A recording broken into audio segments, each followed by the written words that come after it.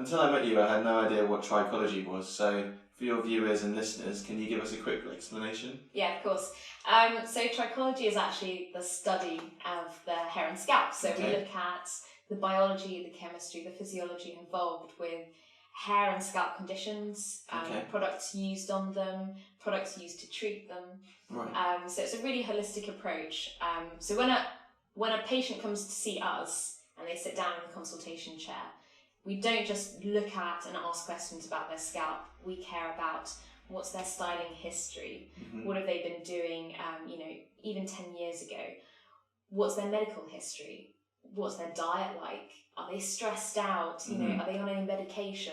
So it's really, really holistic approach because so many factors can play into eventually causing scalp or hair issues. Right, okay. And so what are the biggest differences between a trichologist and a hairdresser, for example? Yeah, well, I think that's the thing. So few people know about the differences. So most of my patients actually go to a hairdresser first. Yeah.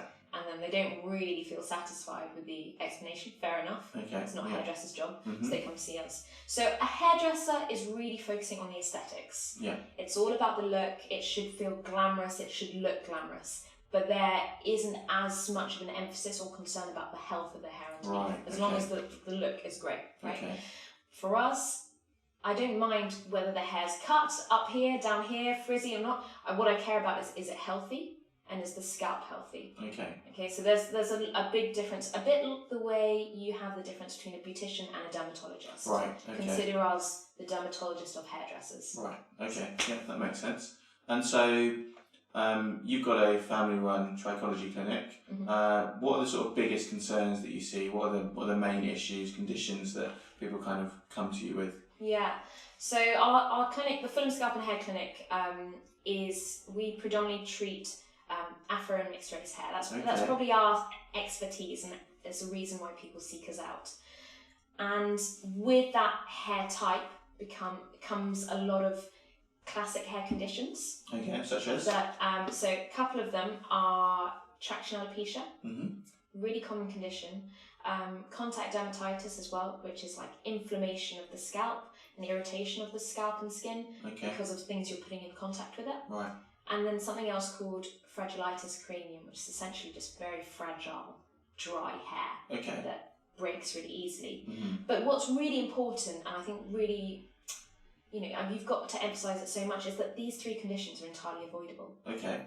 It's so much of the presence of these conditions is down to poor styling techniques. Right, okay. A bit of lack of education as to the damage that certain styles cause. So if we can, educate our viewers and educate more people to understand that, you can go for that style, but it comes with a little cost, a damage cost.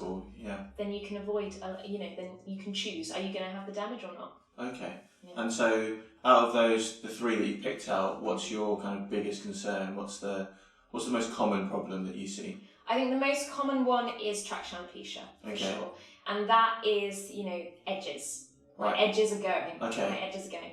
So for traction alopecia, it's all down to tension being applied on the follicles and on the hair. Very tight hairstyling. Exactly. So it's really tight hairstyles, and that's from weaves, braids, cornrows, but something even as simple as like just a really tight ponytail that a patient constantly uses. So it's always that same parting and it's always slicked back really tight, and that will have an impact overall, like ongoing. So educating our patients to understand that actually if you just change the style a little looser, a little bigger as a style, it has a massive improvement on the state of their edges, on areas where it's thinning or has weakened a lot. And once again, like I said, it's entirely preventable. So if you just don't choose those styles to begin with, you shouldn't have a reason to be suffering. No problems. So so it's a really big important point to make. And it's also really important to say that, no matter what product you use, no matter what miracle product is out there, if you're still using those hairstyles, it's not going to solve anything. So that education is really important. Okay. I see young women who are about 20 and they're already suffering a lot So I don't want anyone to get to the point where the traction goes so far that it starts to scar and it's irreversible. You never want that. Okay. Thank you very much. Thanks.